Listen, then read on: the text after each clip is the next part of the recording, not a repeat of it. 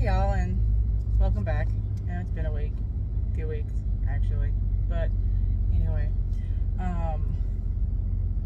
we're gonna talk about like routines and how that kind of applies to both ADHD and ASD. So basically, like, kind of goes with the object permanency I talked about before. When it's not routine, you forget about it. I go and I do allergy shots. Well, I'm now up to the point where they call it a maintenance dose, so I only have to go like once a month. Yeah, I pretty well forgot about it last month. Had to go backwards a little bit, but that since then has gotten put in my calendar.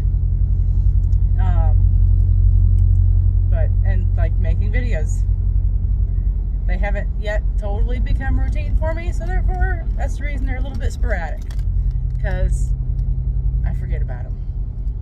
I have a great idea, I go, oh, I'm gonna make a video, and then it doesn't happen. But that goes into like with the ADHD. So like me personally speaking, things don't necessarily have to be in a certain order or a certain thing. Like my room's a hot mess. I'm doing piles, and that's another video.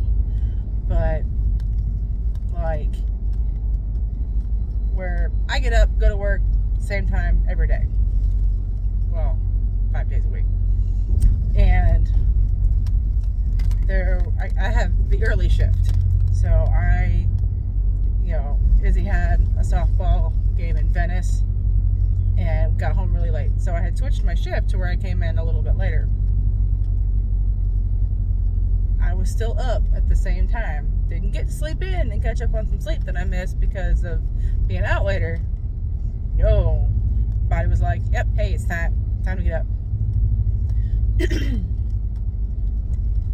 And that's just, I don't know, I guess you could say the way it is. It's like we need to have routine to function, but it's like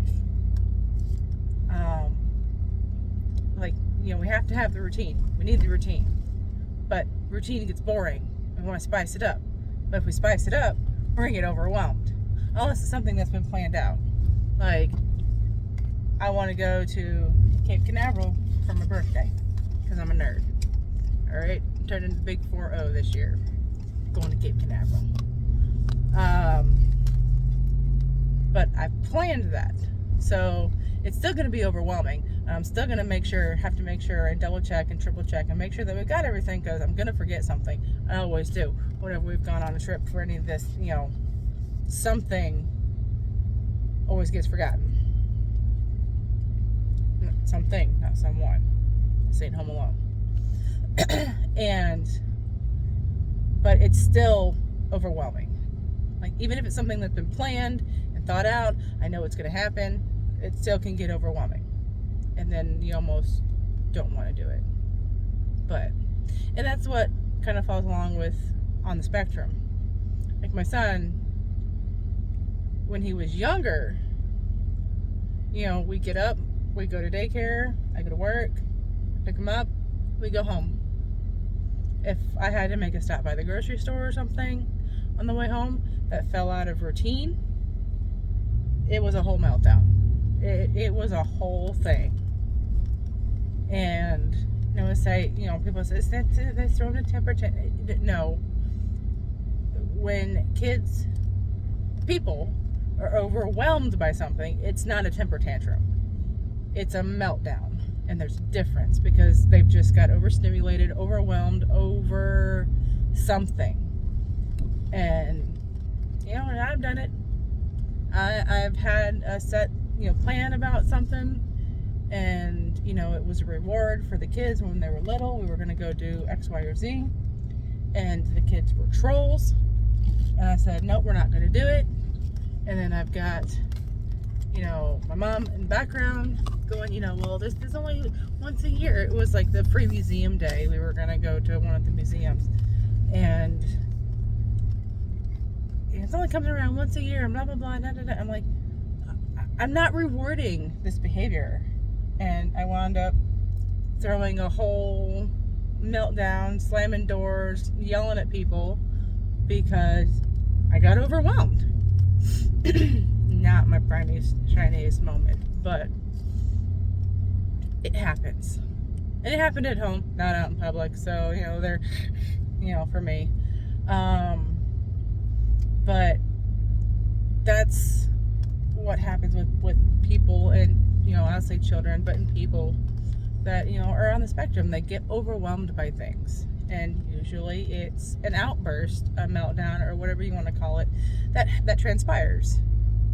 And when my son was younger, if we were going to go to the grocery store or someplace out of routine, I had to make sure that I told him, like, the day before, the night before, the morning of, remember, like, we're not going home after school, we got to go pick up grocery, and cross your fingers, pray to God, or whatever you pray to, that he didn't throw a temper tantrum and didn't, and as it got older, it got better.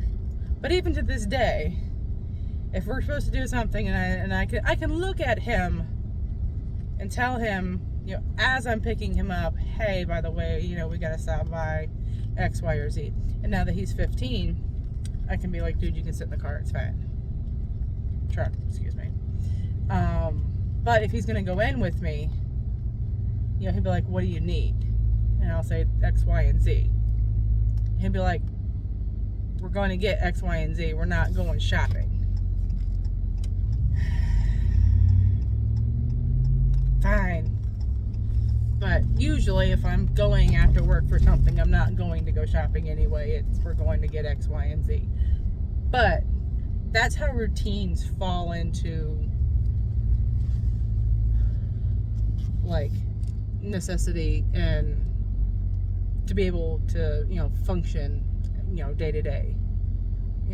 Like, if we didn't have a routine, the neurodivergent population, then it would be a cluster. I'm not going to finish that statement because this is public channel. So anyway, if there's anything else you'd like me to talk about or discuss, like I said, we've delved into the spectrum a little bit. We will be doing more of that. But if you like it, my 5 followers, subscribers, whatever they want to call them on here, if you like it, thumbs up it and tell your friends. My 5 followers need to get me more followers. All right, bye y'all.